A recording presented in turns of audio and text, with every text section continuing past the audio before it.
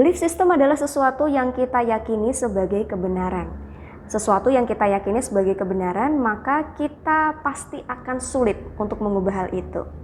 Belief system itu mempengaruhi self-talk, persepsi, emosi kita.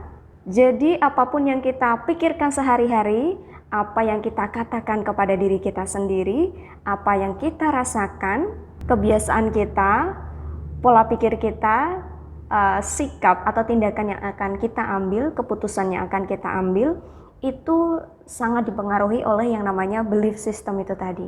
Misalnya anak-anak kita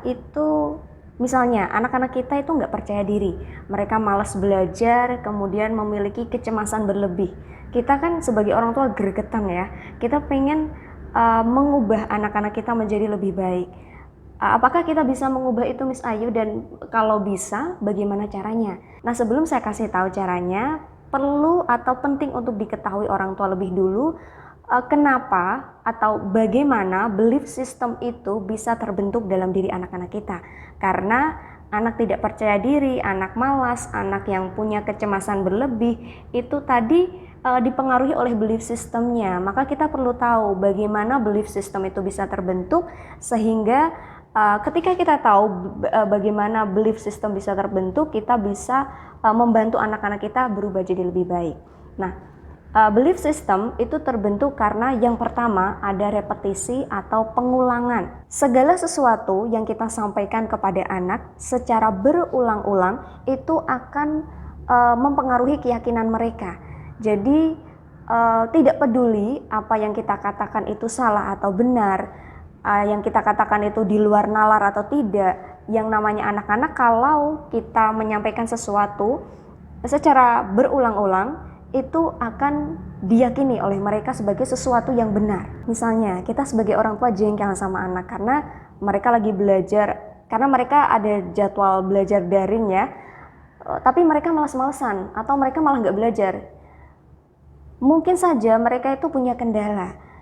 Mereka butuh bimbingan, mereka butuh motivasi dan lain sebagainya. Tapi lebih mudah biasanya bagi orang tua untuk ngatain anak, kamu tuh males, kamu tuh bodoh gitu, kamu tuh nyebelin gitu kan.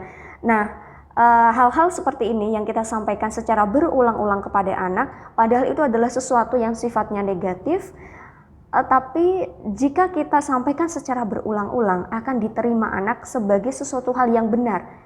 Oh, berarti saya anak yang malas, berarti saya anak yang bodoh. Seperti itu. Maka kita sebagai orang tua harus hati-hati, karena apa yang kita sampaikan kepada anak secara berulang-ulang itu akan membentuk belief system mereka. Jadi daripada kita buang-buang energi untuk mengatakan hal yang buruk, bukankah lebih baik kita manfaatkan energi kita untuk mengatakan hal yang baik-baik pada anak. Yang kedua, bagaimana belief system itu terbentuk, yaitu dipengaruhi oleh ide yang disampaikan oleh figur otoritas. Dulu sewaktu saya SMP, kelas 2 ya tepatnya, itu ada guru matematika yang sangat saya sukai karena beliau itu lucu dan kalau menyampaikan materi itu mudah untuk saya tangkap gitu. Tapi sepanjang beliau mengajar itu saya nggak pernah yang namanya kalau dikasih pertanyaan ya, beliau melemparkan pertanyaan terus saya angkat tangan saya jawab, itu nggak pernah. Tapi suatu ketika ada satu pertanyaan yang dilemparkan dan saya itu tahu jawabannya, tapi teman-teman saya nggak ada yang tahu. Akhirnya saya beranikan diri saya untuk angkat tangan dan saya menjawab, dan ternyata jawaban saya benar. Dan satu kalimat yang dikatakan guru saya, beliau mengatakan kamu pinter. Dan Anda bisa bayangkan apa yang saya rasakan. Tentu saja saya tiba-tiba jadi besar kepala, waduh ternyata saya pinter gitu ya. Saya merasa bahwa ternyata saya nggak bodoh-bodoh amat gitu.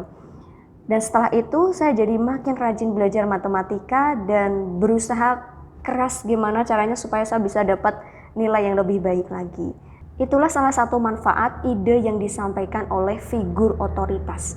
Jadi figur otoritas itu adalah orang yang kita sukai, orang yang kita hormati, orang yang kita anggap memiliki kemampuan lebih, dan orang yang menjadi istilahnya menjadi kiblat kita.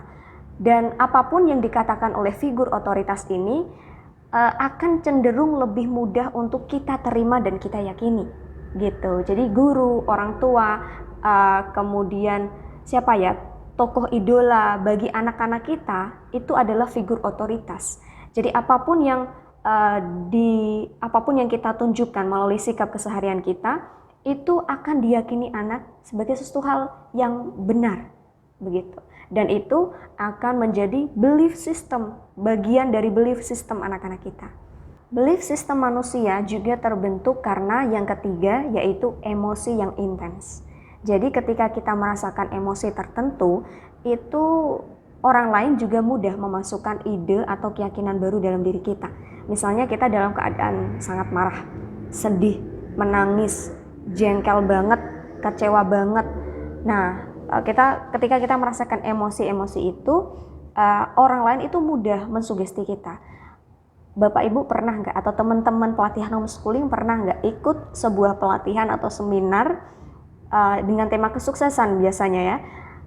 Kita biasanya tiba-tiba nih di akhir pelatihan atau seminar kita diajak untuk merenung, lampu diredupkan, kemudian ada lagu hening, lagu sedih gitu yang diputar, kemudian trenernya mulai menciptakan suasana haru. Di situ trenernya akan mengungkapkan atau mengatakan kata-kata yang bisa memotivasi kita, meminta kita untuk lebih bersyukur dan sebagainya. Tapi sebelum mengatakan hal itu, trainer itu membuat suasananya jadi mengharu biru dulu, melalui lagu, melalui kata-kata, melalui suasananya gitu. Baru ketika kita sudah benar-benar larut dengan kondisi itu, trainer akan memasukkan sugesti atau keyakinan baru untuk kita supaya lebih bersyukur, supaya lebih semangat dalam menjalani hidup, seperti itu.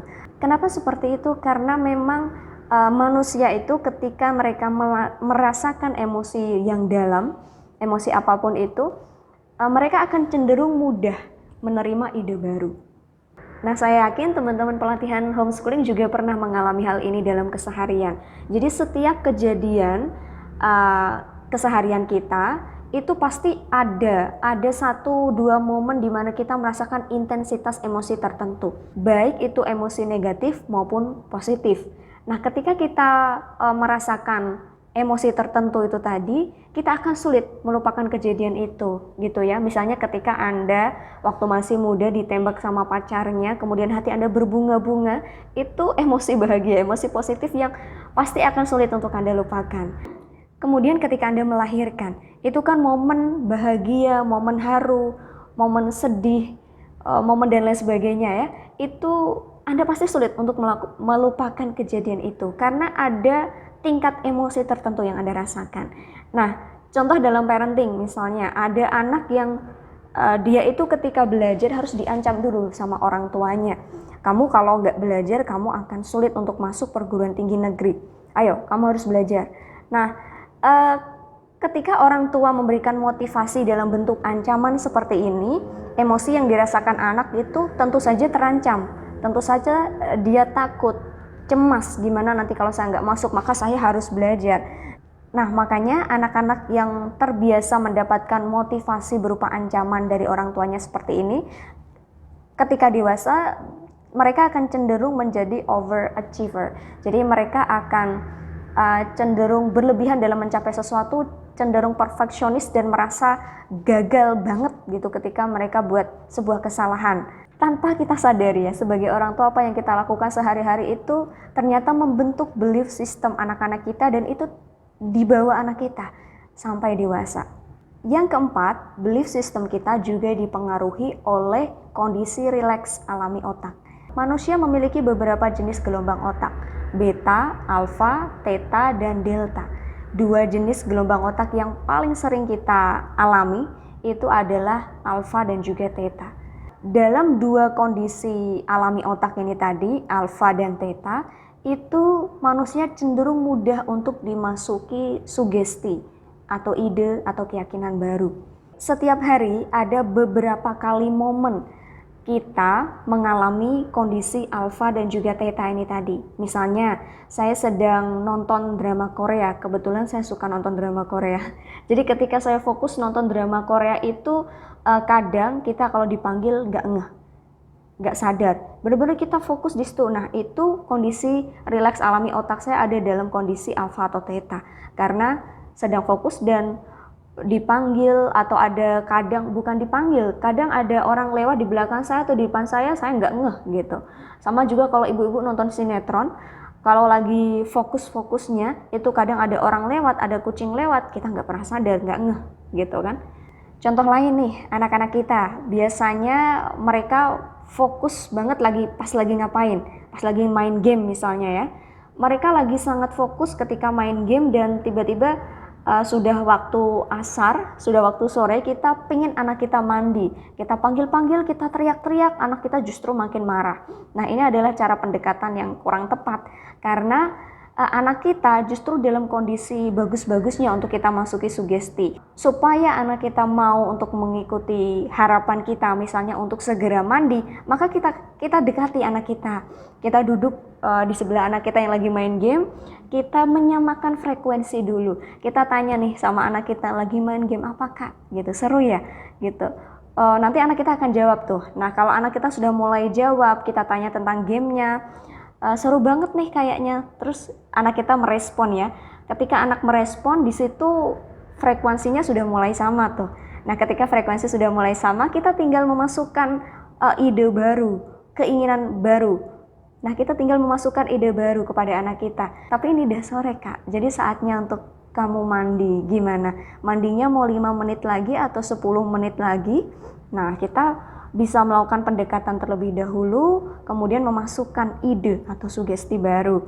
Nah, jangan teriak-teriak, justru kalau teriak-teriak kita buyarkan konsentrasi mereka, makin sulit untuk kita suruh-suruh lagi anak-anak kita gitu. Yang kelima, belief system anak-anak kita juga terbentuk karena identifikasi kelompok atau keluarga. Khususnya adalah orang tua atau keluarga terdekat anak. Karena anak-anak kita dalam keseharian kan sama kita.